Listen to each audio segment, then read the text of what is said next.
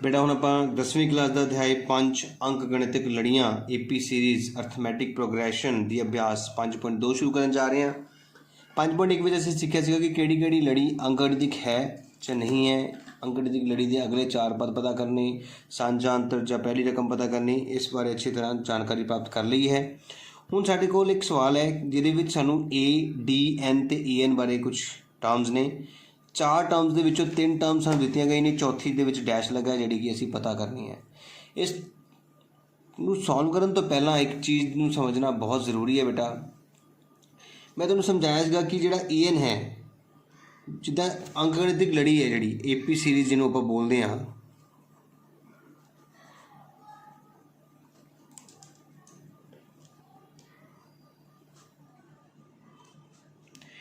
ਇਹਦੇ ਵਿੱਚ ਕੀ ਹੁੰਦਾ ਹੈ, पहली टर्म A होंदी है, फिर ਉਹਦੇ ਵਿੱਚ एक D जुड़ता है, फिर ਉਹਦੇ ਵਿੱਚ एक और D जुड़ता है तो फिर 2 D हो जाते हैं, फिर एक और जुड़ता है तो फिर 3 D हो जाते हैं। इस तरह लड़ी बनती है। जे ਅਸੀਂ ਧਿਆਨ ਨਾਲ ਦੇਖੀਏ ਕਿ इस रकम ਨੂੰ ਅਸੀਂ बोलते हैं पहली रकम, इसनूं बोलते हैं दूजी रकम A2, इसनूं A3 तीजी रकम, इसनूं चौथी रकम। तो तुसीं गौर नाल देखो बेटा कि जे A ਦੇ ਪੈਰਾਂ ਹੇਠ 4 लिखिया है तो D ਦੇ ਨਾਲ 3 है, जे ए दे पैरा हेठ 3 लिखिया है तो डी दे नाल 2 है, एक घट। जे ए दे पैरा हेठ 2 है तो डी दे नाल कुछ नहीं, मतलब 1 लिखिया है। तो जे असीं जनरलाइज करिए असीं तो अखीरली रकम दे विच की होवेगा, जिद्दां कि एनवां पद कहने जिन्हों आपां AN, एनवां पद। तो हर एक सवाल दे विचों A जमा A जमा A जमा, तो इहदे विच भी A जमा तो होएगा ही, पर 4 - 1 सी 3, 3 - 1 2, तो इधर की होएगा N - 1 दे नाल D होएगा। तो जनरलाइज करके सानू एक फार्मूला मिलिया है कि nवें पद का nth रकम का A जमा N - 1 D, जिहड़ा कि असीं याद कर लेना है। की फार्मूला है साडे कोल AN का A + N - 1 D। ध्यान नाल देखना बेटा, इस सवाल दे विच तुहाडे कोल कुछ टर्म्स ने बेटा। ये देखो AN है पहली रकम, A है दूजी रकम, N है तो D है। इस पूरे फार्मूले दे विच 4 रकमां ने, तो तुहाडे कोल जिहड़ा उपर सवाल है बेटा, उहदे विच भी 4 रकमां ने। देखो ध्यान नाल A, D, N ते AN, देखो वही वाली है ना सेम। ਇਹਦਾ मतलब इस फार्मूले की हैल्प नाल असीं सवाल नूं हल करांगे। AN नूं असीं बोलदे हां बेटा लास्ट टर्म, अखीरला पद, आखिरी पद कह सकते हैं उसनूं आपां। A नूं पहला पद, N नूं कितनी संख्यावां ने, मतलब एक लड़ी दे विच कितनियां टर्म्स ने, नंबर ऑफ टर्म्स कह सकते हो, जां आपां कह सकते हैं इसनूं बुक दे विच लिखा जाता है नंबर ऑफ पद, पदां दी संख्या। D नूं असीं कहने आ सांझा अंतर। तुहानूं पता ही है कि D साडे कोल की हुंदा है, सांझा अंतर हुंदा है। तो इस तरह मैं तुहानूं बेटा फार्मूले दी हर एक टर्म्स बारे जानकारी दे दी है कि साडे कोल जिहड़ा फार्मूला लग रहा है AN का A जमा N - 1 D, उस विच किस किस रकम नूं किस दे नाम नाल जानिया जाता है। हुण आपां इस फार्मूले की हैल्प नाल अपना सवाल पहला जिहड़ा कंप्लीट करांगे। ध्यान नाल देखना तुसीं, सानूं की कह रहा है कि सानूं इस 4 रकमां दे विचों A, D, N ते EN दे विचों 3 रकमां दित्तियां ने ते चौथी पता करनी है। हुण मैं एक एक करके सवाल नूं कंप्लीट करूँगा। ध्यान नाल देखना तुसीं सारिआं ने। तो बेटा पहले क्वेश्चन में A7, D3, N8 और AN फाइंड आउट करना है। तो आप देख सकते हो कि हमने A7, D3, N8 और AN को फाइंड आउट करना है। तो AN का फार्मूला मैंने अभी भी आपको लर्न करवाया कि AN का जो फार्मूला होता है वो होता है A + N - 1 D। AN की जगह कुछ नहीं पता तो AN ही रहेगा। A आपके पास 7 है, प्लस ब्रैकेट स्टार्ट N8 है, -1 D आपके पास 3 है। इट मीन्स 7 + 8 में से 1 गए 7। तो पहले मल्टीप्लाई होती है बेटा, पहले गुना करनी है, पहले प्लस नहीं करना। 7 3 21, 7 21, तो तुहाडे कोल 28 तुहाडा इस सवाल का बेटा आंसर होएगा। बहुत ही ईजी तरीके नाल सॉल्व कर रहे हैं। बस एक AN का फार्मूला याद करना है तो वो सारी वैल्यूज़ भरनी ने जिहड़ी तुहानूं पता होएगी।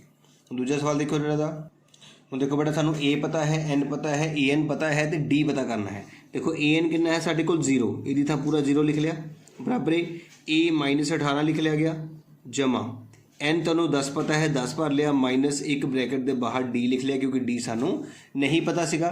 सब तो पहला ਜਦੋਂ भी ਤੁਸੀਂ इस गल का ध्यान रखना है डी पता करना है या एन पता करना है, मतलब इस ब्रैकेट के नाल लगती कोई रकम पता करनी है। सब तो पहला इस रकम को उधर भेजना है।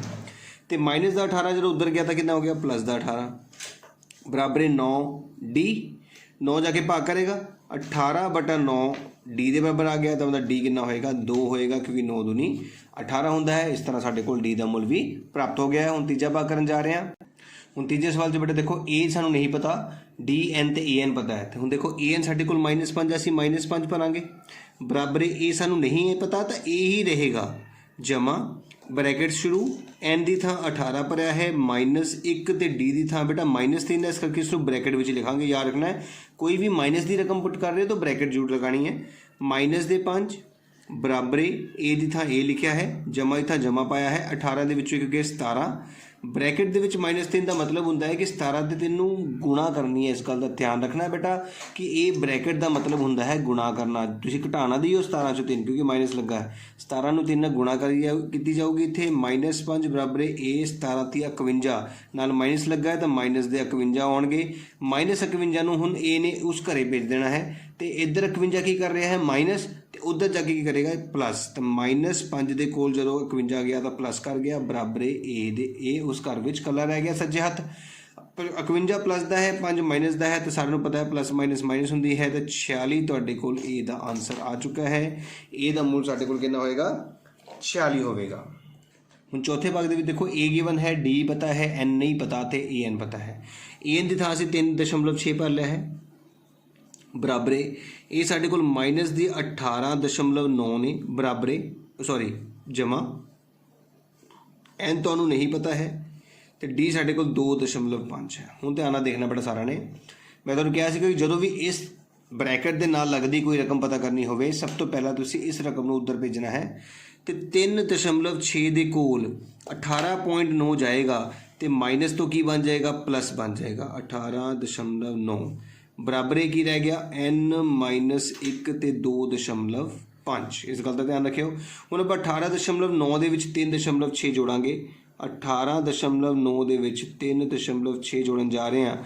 9 ते 6 15 5 उपर 1 8 9 ते 3 12 2 उपर 1 ते 1 2 तुहाडे कोल आ गया है 22.5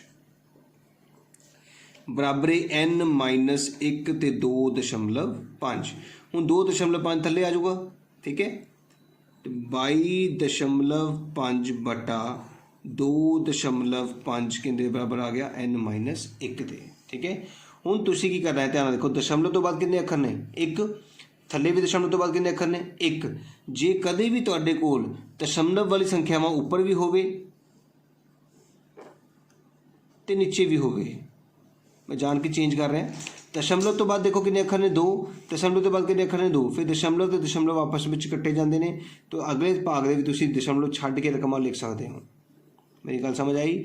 हुण तुहाडे कोल भी दशमलव तो बाद इक्को ही अखर है थल्ले भी दशमलव तो बाद इक्को ही अखर है तुसीं की लिखोगे 225/25 बिल्कुल ठीक। दशमलव तो दशमलव आपस में कट्टे जाते हैं। हुण 25 के पहाड़ से 225 शायद तुहानूं पता भी हो गया 25 ना आया 225 ही होंदा है। इधर तो 9 के बराबर आ गया n-1 दे ते -1 नूं जो इधर भेजिया तो जुड़ गया 9 ते 1 किन्ने हो गए 10 ते साडा n का मूल जिहड़ा आ गया है वो 10 आ गया बेटा। उम्मीद कर रहे हैं कि तुहानूं समझ आया होगा सवाल दशमलव वाला सवाल सीगा पर ध्यान नाल देखो मैं बहुत सौखे ढंग नाल तुहानूं दस्सण दी कोशिश की है। पंजवें भाग दे विच देखो बेटा ए भी पता है डी भी पता है एन भी पता है तो ए एन पता करना है। इस करके असीं ए एन की थां ए एन ही लिखांगे। ए साढ़े कोल 3.5 है जमा ब्रैकेट n-105 -1 तो डी 0 है बेटा। हुण तो सारिਆਂ ਨੂੰ पता है बेटा 0 ने इस ब्रैकेट का मतलब गुणा होनी है। 0 नाल किसी भी रकम को गुणा कर दो वो 0 ही आ जाती है। इसका मतलब सिर्फ 3.5 ही तुहाडा इस सवाल का आंसर होगा। इस तरह साडा 5.2 ब्याज का पहला सवाल जोड़ा है कंप्लीट हो गया जिहदे विच सानूं ए डी एन ते ए एन दे विचों 3 रकमां का दिता गया सीगा मान ते ए चौथी रकम का पता करना सीगा जो कि असीं पता कर लिया है बेटा।